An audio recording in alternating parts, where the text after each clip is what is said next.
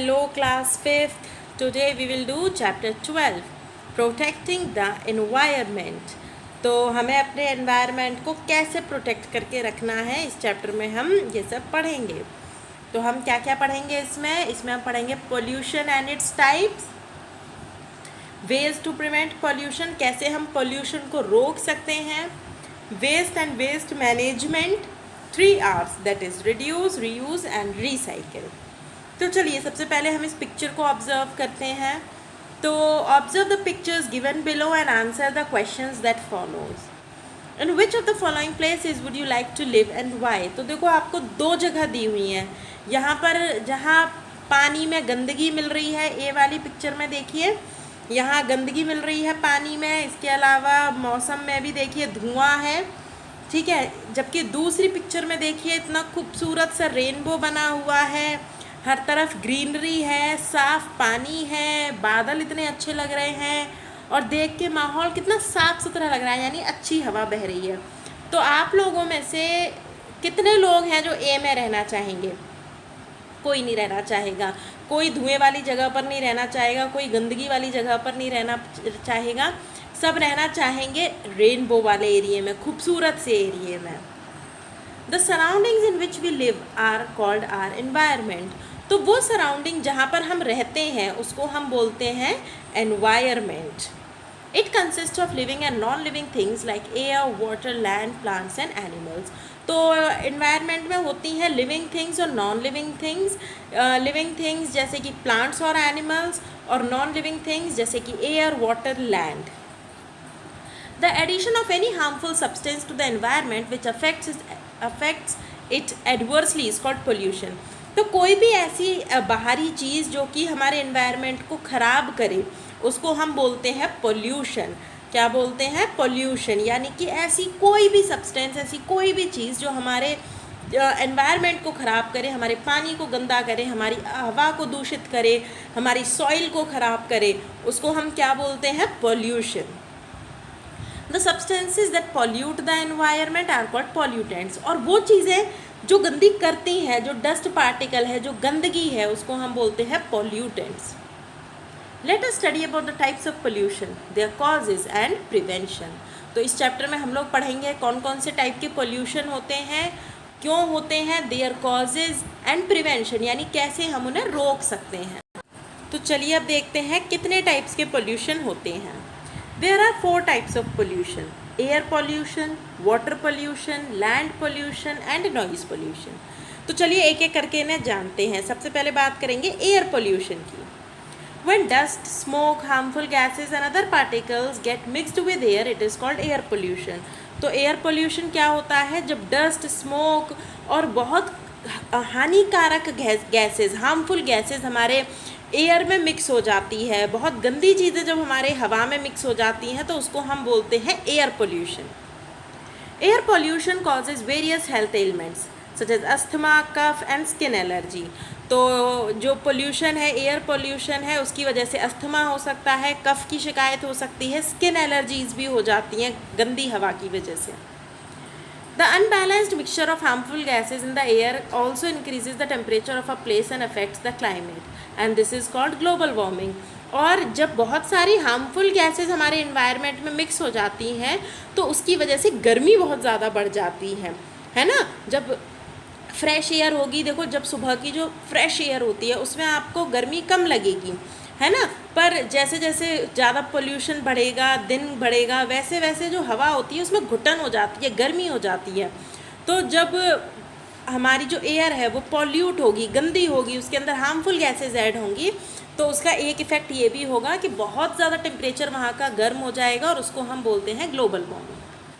Causes क्या हैं? Smoke release from factories and vehicles. Factories और व्हीकल से निकलने वाला धुआं. Burning of fossil fuels and would.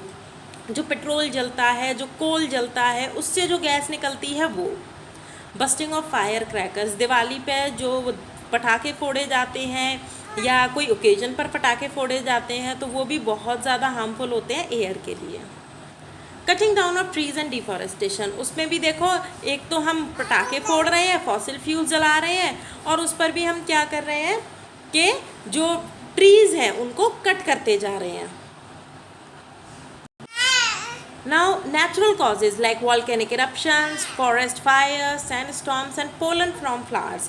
तो जब वॉल्केनिक ज्वालामुखी फटते हैं उनमें से जो गैसेस निकलती हैं उससे भी पोल्यूशन होता है, हमारी जो हवा है वो ख़राब होती है। ओके, इसके अलावा सैंड स्टॉर्म, फॉरेस्ट फायर, जंगलों में जो आग लग जाती है उससे जो धुआं निकलता है उससे भी हमारी एयर पोल्यूट होती है।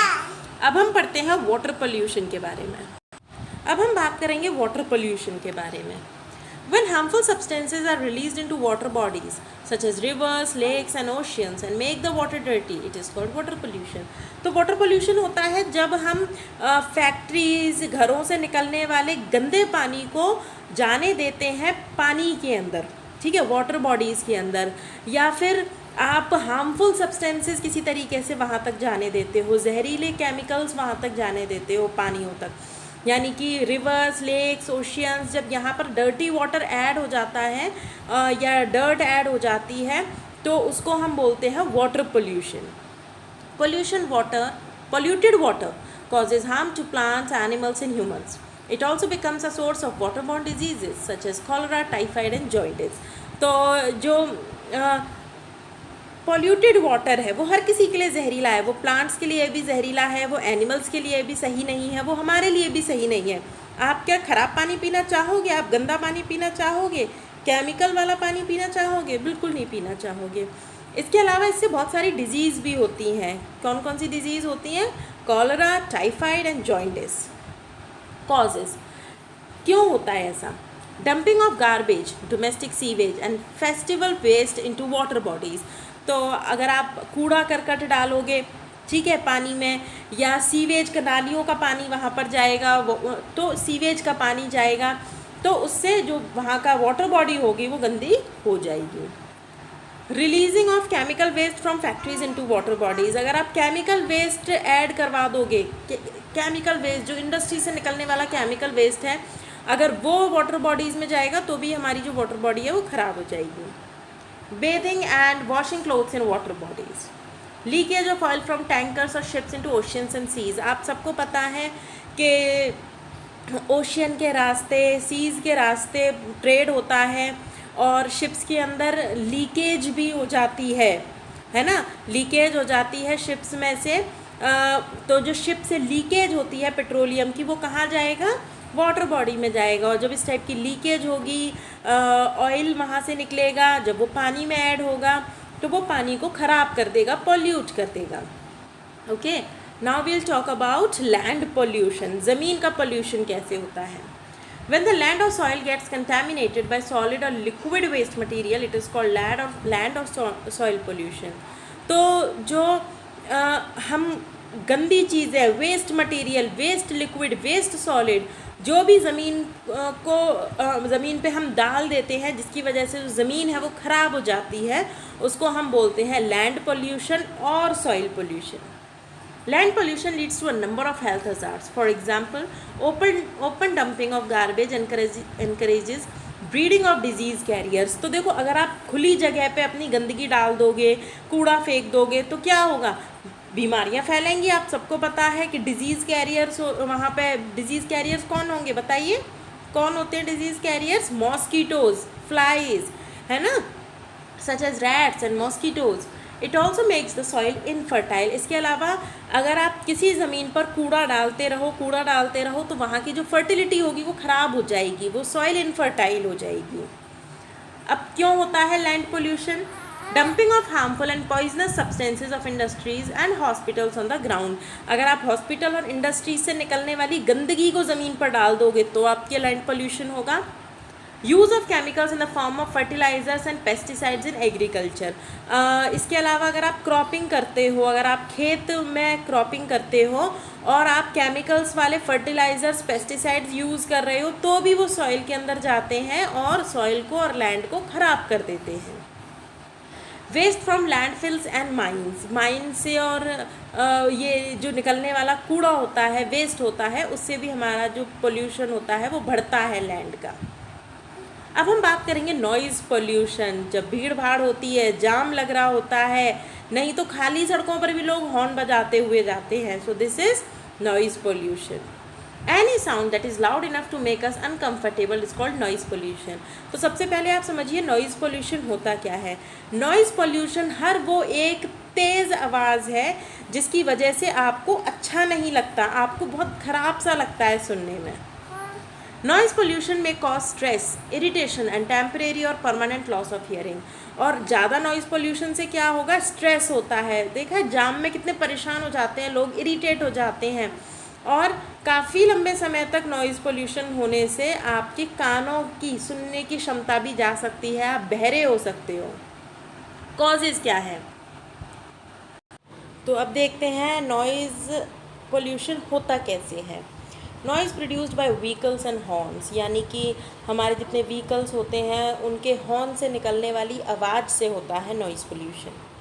Noise produced bye machinery and home appliances, यहाँ तक कि घरों में जो अप्लाइंसेस चलते हैं, मशीन्स चलती हैं, उसकी वजह से भी जो आवाज़ होती है वो भी नॉइज़ पोल्यूशन है। Noise produced at construction sites, जहाँ पे कंस्ट्रक्शन चल रहा होता है, रोड्स बन रही होती हैं, बिल्डिंग्स बन रही होती हैं, डैम्स बन रहे होते हैं, वहाँ पर भी जो मशीनें यूज़ हो रही होती हैं उसकी वजह से भी नॉइज़ पोल्यूशन होता है। Use of loud speakers at a high volume, loud speaker बहुत तेज़ बजाने से, चाहे वो शादी में बज रहे हों चाहे वो घर में बज रहे हों, तो उससे भी नॉइज़ पोल्यूशन होता है।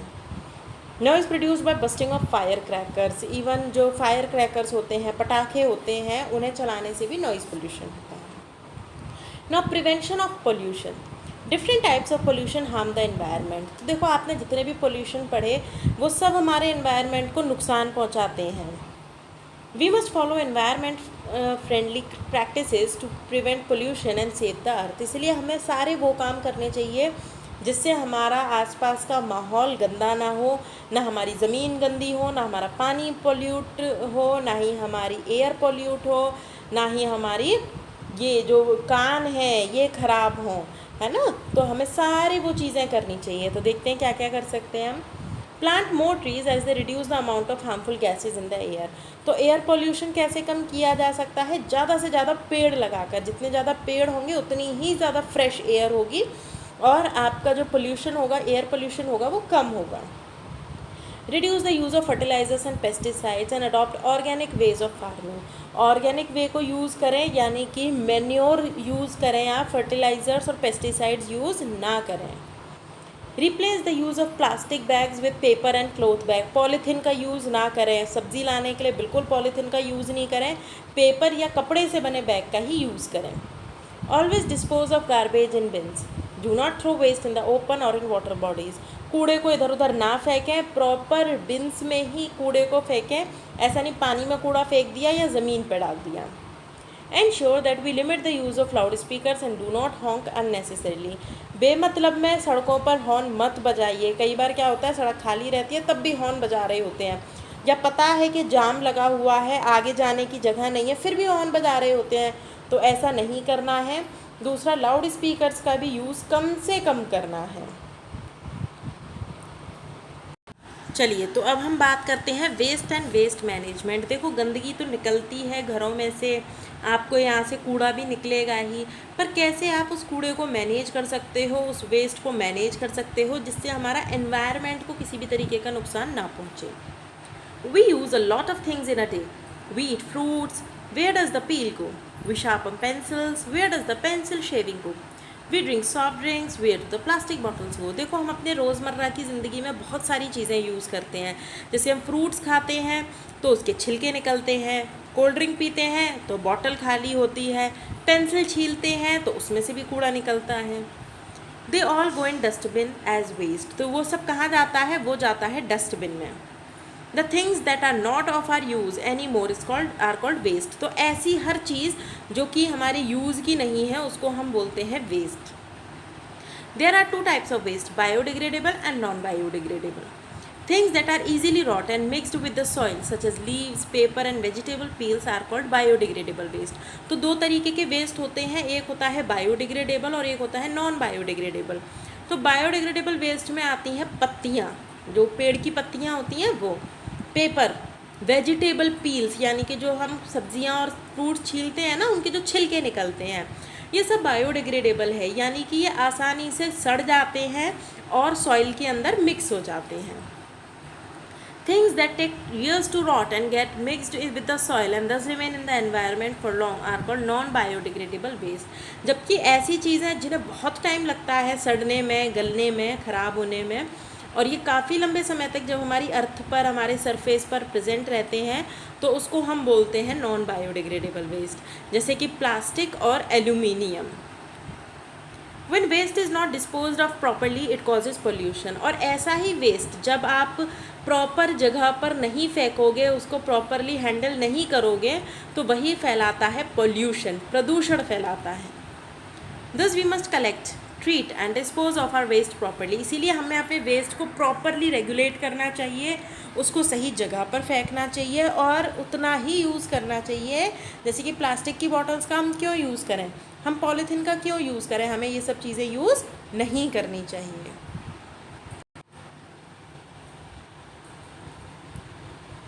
Plastic and aluminium. Okay. The practice of collecting, treating and disposing of waste properly is called waste management. अब waste management क्या है कि जब आप इस सारे कूड़े को इकट्ठा करते हो और प्रॉपरली डिस्पोज करते हो, तो इसको हम बोलते हैं वेस्ट मैनेजमेंट. जैसे कि देखिए क्या कर सकते हैं हम. सबसे पहले है dumping of waste in an open area in the outskirts, यानी कि अपनी मेन सिटी से बाहर उस कूड़े को फेंकाओ, बिल्कुल बाहर फेंकाओ, आपके बिल्कुल भी आसपास वो कूड़ा करकट इकट्ठा ना हो पाए. दूसरा है landfill, dumping of solid waste in deep ditches in the ground and covering the ditches with soil. इसके लिए आप क्या कर सकते हो, एक बहुत बड़ा गड्ढा खोद सकते हो, उसमें कूड़ा डाल दो और उसके बाद उसे मिट्टी से कवर कर दो, इसको बोलते हैं landfill. Burning, collecting waste at one place and burning it. सारे कूड़े को एक जगह इकट्ठा करो जो जलने के लायक हो और फिर उसको जला दो. Composting, collecting biodegradable waste in a pit and covering it with soil to form manure. इसके अलावा आप कर सकते हो कंपोस्टिंग में होता है जब आप ऐसा कूड़ा जो कि आसानी से सड़ गल जाता है और बाद में वो मैन्योर की तरह, खाद की तरह यूज़ कर सकते हो, जैसे कि गोबर हो गया, एनिमल वेस्ट हो गया, इसके अलावा आपके लीव्स हो गई, पेपर्स हो गए, आपके वेजिटेबल और फ्रूट्स की छिलके हो गए. इन सब चीज़ों को आप गड्ढे में डाल दो, उसको ढक दो और उसे आप मैन्योर की तरह यूज़ कर सकते हो कुछ टाइम बाद. However, all these methods are not very safe ways of disposing waste. Thus, we must look for ways to reduce our waste and not use non biodegradable goods. तो देखो ये तरीके भी इतने ज़्यादा कारगर नहीं हैं. कूड़ा कहीं ना कहीं तो इकट्ठा होगा, कब तक गड्ढे खोद खोद के कूड़े को दबाओगे. तो इसलिए कुछ और नए तरीके चाहिए जिसमें हम अपने जो चीज़ें हैं, जो वेस्ट मटेरियल है, उसको हो सके तो बार बार यूज़ में ला पाएँ. तो अब हम पढ़ेंगे 3 R's के बारे में, कैसे कर सकते हैं. तो 3 R's का मतलब होता है 3 R's, यानी कि 3 R, 1 R, 2 R, 3 R. ये हो गए आपके 3 R. तो एक R का मतलब हो गया रिड्यूस, एक का हो गया रीयूज़ और एक का हो गया रिसाइकिल. तो देखते हैं सबसे पहले रिड्यूस क्या है. It means that we must buy only what we really need and use it to the fullest before throwing it away. It will reduce the amount of waste we create. यानी कि जो भी चीज़ हम खरीदें उसका proper use करें, उसका 100% use करें. ऐसा नहीं थोड़ा सा लिया और फेंक दिया. उसको पूरा यूज़ करोगे तो अगली बार नहीं लोगे या अगली बार कम क्वांटिटी में लोगे. तो जो भी चीज़ आप खरीदो, जो भी चीज़ आप यूज़ करो, उसको पूरे तरीके से आपको यूज़ करना है. उसके बाद रीयूज़, जैसे कि instead of throwing away old items like books, old clothes, toys, we should donate them so that they can be used again. तो अगर आपके कपड़े हैं, आपके खिलौने हैं, आप इनको किसी और को दे सकते हो यूज़ करने के लिए जब वो आपके काम ना रहे. इससे ये होगा कि वो जो जिसको आप दोगे वो नहीं खरीदेगा, और जब वो नहीं खरीदेगा तो उन्हीं चीज़ों से काम चलेगा और पोल्यूशन कम होगा. आप चीज़ों को बार बार यूज़ कर सकते हो. Some things can be made useful in a different way. For example, we can make dusters out of old clothes. Duster की जगह आप यूज़ कर सकते हो पुराने कपड़े. ठीक है, पुराने कपड़े यूज़ कर सकते हो. और we can use newspapers for wrapping. आप न्यूज़पेपर से भी आप रैपिंग कर सकते हो, है ना. उसके अलावा होता है recycle. Recycling is the process of changing waste materials into new products. Some of the things such as paper, metallic cans and glass bottles can be recycled. तो जैसे बॉटल्स हो गई, है ना, इवन प्लास्टिक की जो बॉटल होती हैं, आजकल तो ये न्यूज़पेपर भी रिसाइकिल के लिए ले जाते हैं. तो इन सब चीज़ों की हम रिसाइकलिंग कर सकते हैं, यानी कि वेस्ट मटेरियल जो ख़राब हो गया उसको दोबारा से किसी और तरीके से बनाकर यूज़ करना। While disposing of garbage, we should collect the recyclable things separately and give them away to a recycling center. तो इसके लिए हमें क्या करना है, कूड़े में से वो सारी चीज़ें हटा लेनी हैं जो रिसाइकिल हो सकती हैं और उनको रिसाइकलिंग सेंटर में भेज देना है। Some products have recycled written on them, so we should buy such items. Even कुछ डब्बों पे, कुछ पॉलीथिन्स पे, है ना, और कुछ बॉटल्स पर होता है कि रिसाइकल है ये, मतलब ये दोबारा से यूज़ की जा सकती है चेंज करके। तो ऐसी चीज़ें ही खरीदें जो बार बार यूज़ हो सकती हैं, इससे आप अपने एनवायरनमेंट को बचा सकते हो। तो चैप्टर हमने कंप्लीट कर लिया है, अब आप की टर्म्स और माइंड मैप कर सकते हैं। In the next class we will start with the new chapter. Till then bye.